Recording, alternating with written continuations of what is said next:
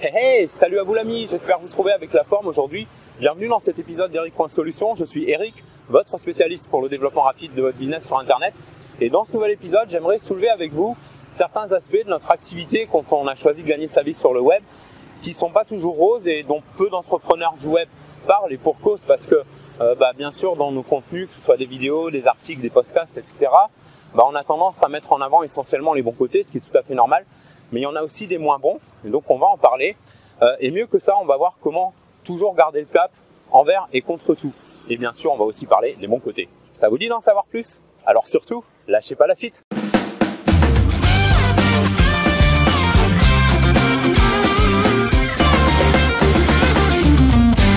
Alors aujourd'hui, on est mercredi, c'est-à-dire 2 jours avant la publication de cette vidéo. Donc on est en plein milieu de la semaine.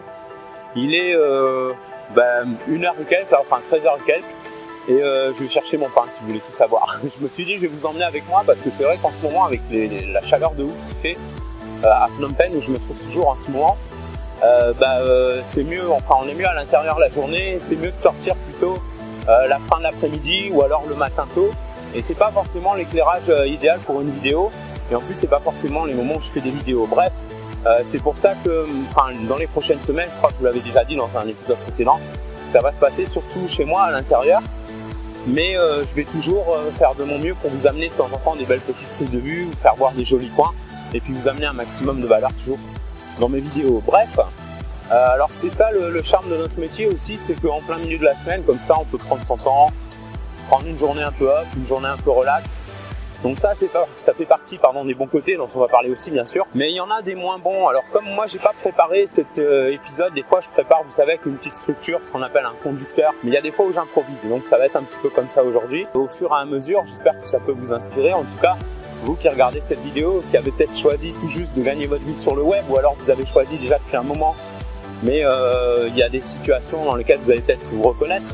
On doit entendre un petit peu du bruit.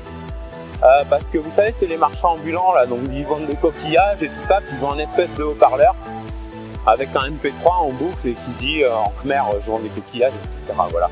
Donc il y a un petit peu les bruits de rue là, voilà, comme ça je vous fous un petit peu en direct. Et donc ouais, qu'est-ce que je voulais dire avec ça? Ce que je voulais dire, c'est que il y a toujours un prix à payer quoi qu'on choisisse comme mode de vie. Moi je me souviens qu'avant 2011, c'est-à-dire avant que je lance mon affaire sur le web, il a fallu parfois à cette période-là que je me tape jusqu'à 3 heures de transport par jour, quel que soit le temps.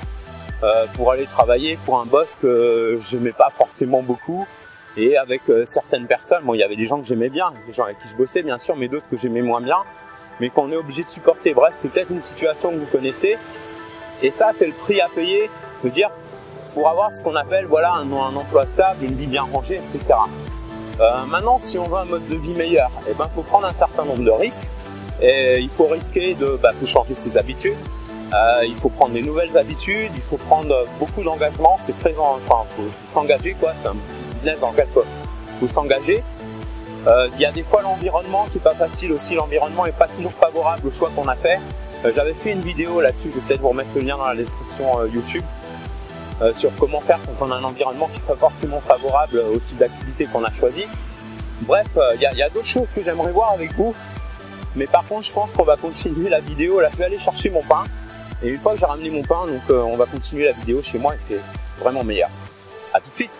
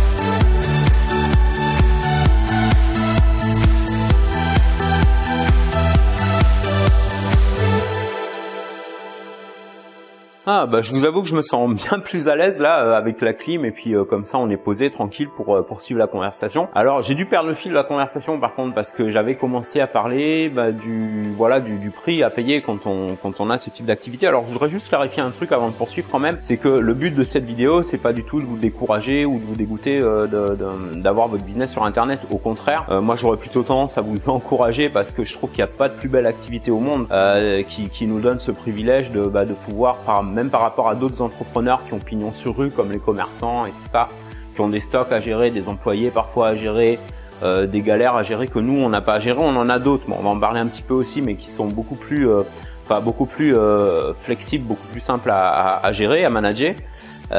Et donc c'est vrai que c'est un vrai privilège de pouvoir bosser depuis où on veut, quand on veut, et de pouvoir voyager et prendre des vacances quand on veut, voilà, par rapport à d'autres métiers où c'est moins évident. Mais tout ça, bien sûr, ça a un prix. Alors, je parlais d'engagement. C'est vrai que c'est important d'avoir un engagement parce que vous le savez peut-être déjà, mais quand on se lance sur Internet, si on fait ça un peu en touriste, un peu en dilettante, comme on dit, ça va générer que de la frustration et donc on risque de rapidement abandonner. Donc, c'est important d'être vraiment très engagé dans ce qu'on fait, être engagé dans son activité, être engagé aussi vis-à-vis de son audience parce que quel que soit le modèle que vous ayez choisi, vous allez avoir une audience, vous allez avoir à créer des listes. Enfin, vous le savez peut-être déjà si vous êtes déjà lancé, qu'il y a des listes à créer, qu'il y a des audiences à créer. Et donc, il faut prendre soin de ces personnes parce que c'est en amenant de la valeur à ces personnes que votre business il va monter. Et donc, des fois, ça demande beaucoup de persévérance, ça demande des efforts, ça demande de se renouveler aussi. Ça demande d'apprendre des trucs auxquels on n'est pas forcément habitué. Et puis, ça demande aussi d'être créatif. Si on n'est pas créatif, faut le devenir. Mais ça, c'est pas bien compliqué. C'est comme tout, ça s'apprend. Toutes ces choses-là s'apprennent. Il y a plein de vidéos sur le web pour ça. Partout sur YouTube ou dans des blogs et tout, il y a plein de recommandations. Moi, je sais que quand j'ai démarré, j'avais zéro créativité. C'était pas du tout mon truc de créer des choses.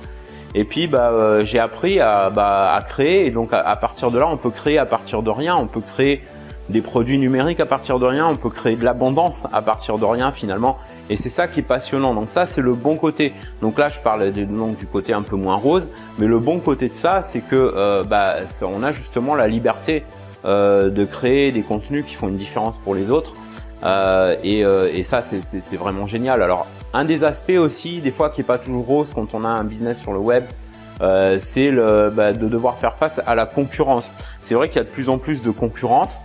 Il y a de plus en plus de gens qui se lancent sur le web et tant mieux parce qu'en fait plus il y a s'il y a de la concurrence, ça veut dire qu'il y a un marché. Et en fait, ce qui est génial, c'est la variété des modèles. Je veux dire, il y a tellement de modèles maintenant, que ce soit l'e-commerce, l'affiliation, l'auto-édition,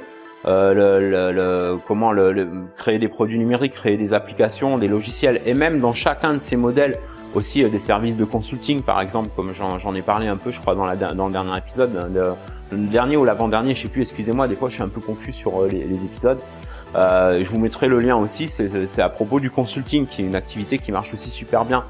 Et même dans ces activités-là, il y a tellement de catégories dans le consulting, il y a plusieurs services web, il y a les sites, faire des sites, améliorer les sites web pour les mobiles, par exemple pour les sociétés qui ont besoin d'améliorer l'apparence de leur site sur les mobiles. Ça c'est des trucs qu'on peut faire par d'autres, donc sous-traiter et puis les revendre avec une bonne marge tout en étant plus intéressant pour les entreprises que les agences web qui prennent souvent des fortunes. Mais il y a aussi la gestion de réputation, il y a toute une batterie de services, création de logos, des petits services comme ça qu'on peut sous-traiter et revendre. Si on parle par exemple d'e-commerce, si on choisit l'e-commerce, alors moi je suis pas un expert en e-commerce, attention, mais ce que je sais par contre, c'est qu'il y a tellement de produits, tellement de sortes de produits avec lesquels on peut monter une boutique. On n'est pas obligé de monter un bazar sur lequel on vend de tout. Au contraire, c'est mieux de se spécialiser. Et il y a tellement de spécialisations, de niches possibles. L'auto-édition, pareil, tellement de catégories dans lesquelles on peut créer des guides sur le bien-être, sur, arrêter de fumer, mincir, réussir, développement personnel. Enfin bon, je vais pas citer évidemment toutes les catégories. L'affiliation, c'est pareil, ça peut être dans plusieurs niches. Je veux dire, il y a tellement de niches, de catégories, de possibilités qu'il y a largement assez de place pour tout le monde, pour que tout le monde puisse se faire son trou.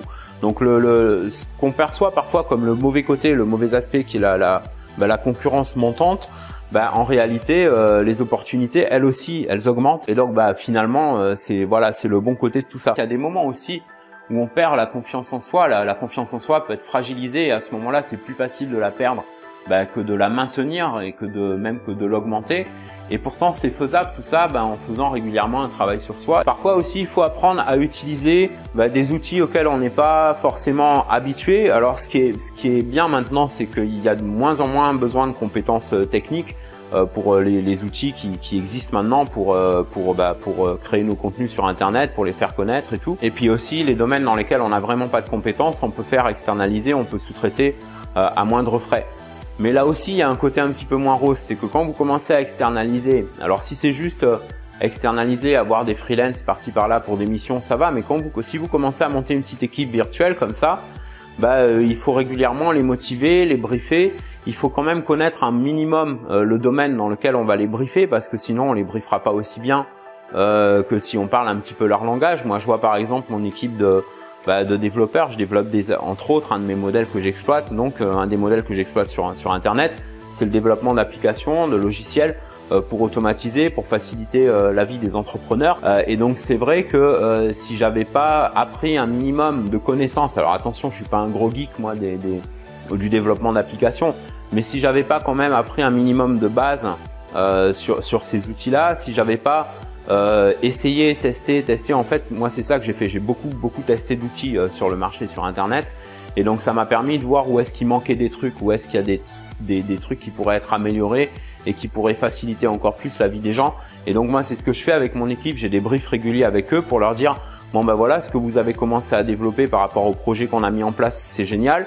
Simplement, ça serait bien d'améliorer ça, de faire ci, de faire ça. Et donc des fois, ça demande de l'énergie. Ça demande aussi, quand on a un business sur Internet, quel que soit le modèle qu'on a choisi, de travailler parfois, pas toujours, mais parfois beaucoup plus d'heures que la moyenne. Je veux dire, on est très loin des 35 heures, ou alors c'est par jour, bon, sauf qu'il y en a 24. Mais parfois, on peut être appelé à bosser, je sais pas, vous savez peut-être déjà de quoi je parle. Des fois 12 heures, 15 heures, 17 heures, et puis on a très peu de repos, par exemple quand il y a des lancements ou qu'on est en train de lancer un nouveau projet ou un nouveau produit, etc. Il y a beaucoup d'heures à faire, mais ce qui est super top, c'est qu'on fait le gros boulot une seule fois, et après, comme on automatise, ça paye plusieurs fois, et c'est ça qui est aussi la magie et le privilège qu'on a dans ce business-là. Bref, cette possibilité qu'on a de vivre de nos passions, de bien gagner, voire très bien gagner sa vie, ça demande un certain prix, mais ce prix-là, finalement, il n'est pas si cher à payer en comparaison. Alors, je parle pas en argent, en prix matériel, mais en prix d'énergie qu'on a à y mettre, et donc des points que j'ai évoqués, des aspects entre guillemets négatifs. C'est pas vraiment négatif, c'est peut-être le revers de la médaille, c'est que voilà, ça demande un certain nombre d'efforts, mais ces efforts-là, des efforts agréables à faire, des efforts qu'on est motivé à faire. Le fait aussi de pas être obligé de bosser avec des gens dont on n'apprécie pas forcément toujours la compagnie, et puis le fait de pouvoir prendre du temps libre quand on veut, voilà, tout ça sont des bons aspects, mais qui, voilà, une fois de plus, demandent des aspects parfois un peu moins roses. Il y a aussi je parlais tout à l'heure, je crois que c'était au début de la vidéo, par rapport à l'environnement, quand il y a un environnement qui n'est pas toujours favorable à ce type d'activité. Il y a des gens jaloux aussi, vous allez générer de la jalousie. Plus vous allez réussir des trucs, plus vous allez générer de la jalousie, que ce soit par exemple un e-book qui remporte un franc succès sur Amazon, vous allez avoir 10, 20, 30, 80, 100 commentaires ou plus.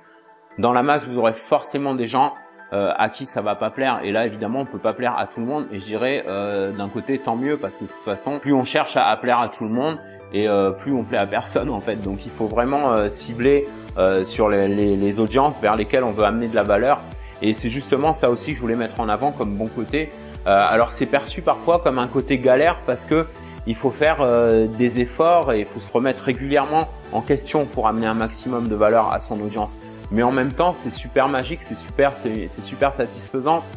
Au-delà des profits qu'on fait, on a cette satisfaction personnelle d'amener de la valeur aux autres, et qui vous font comprendre que vous amenez de la valeur. Vous avez des feedbacks, vous avez des gens qui vous disent tel ou tel truc, ça a changé ma vie. Moi, j'ai régulièrement des feedbacks comme ça. Bon, pas tous les jours, mais j'apprécie d'avoir régulièrement des personnes qui reconnaissent pour le travail que je fais. Et pour ça, je trouve que ça vaut vraiment tous les profits du monde. Je crois que j'en parlais dans une autre vidéo récemment aussi, mais je crois qu'on le répétera jamais assez.